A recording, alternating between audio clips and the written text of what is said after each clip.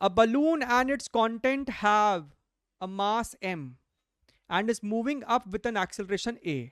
तो आपके पास एक बलून है, राइट, और इसका कंटेंट का जो टोटल मास है वो m है, यानी डाउनवर्ड डायरेक्शन में जो फोर्स लग रहा है वो mg, और ये ऊपर क्यों जा रहा होगा?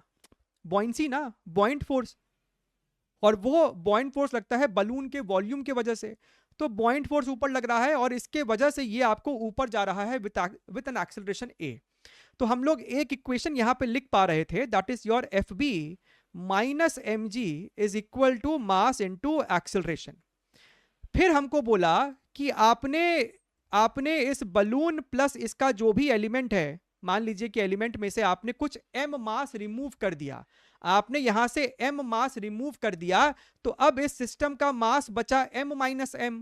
तो नीचे अब जो ग्रेविटी लगेगा वो आपको इतना लगेगा, बॉइंट फोर्स आपका सेम लगेगा, बलून का वॉल्यूम वॉल्यूम आपको सेम है।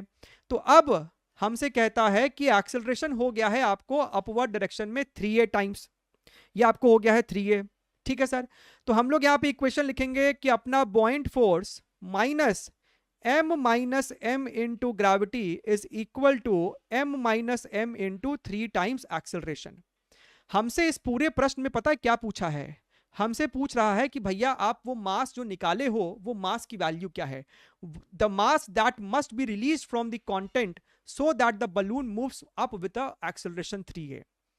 अगर आपको इस सवाल में स्मॉल m चाहिए तो हमको इसका मतलब एफ बी नहीं चाहिए। तो एक काम करो ना, दोनों इक्वेशन को आपस में सब्ट्रैक्ट कर दो। सब्ट्रैक्ट करोगे तो ये दोनों आपस में मरेगा और आपके पास बच रहा है M G minus small M G minus M G is equal to M A minus 3ma plus 3 small ma। हमने सिर्फ सब्ट्रैक्ट किया है, तो कैपिटल एम जी मर गया, LHS में है स्मॉल एम जी, और RHS में मेरे पास निकल के आ रहा है यहाँ पे this is your minus 2 times ma plus 3 times small ma।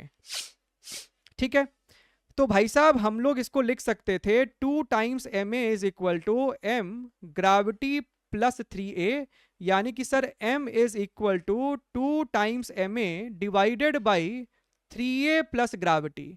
तो ऐसा कोई ऑप्शन है क्या? क्या ऑप्शन नंबर 3 अपने को सही लग रहा है?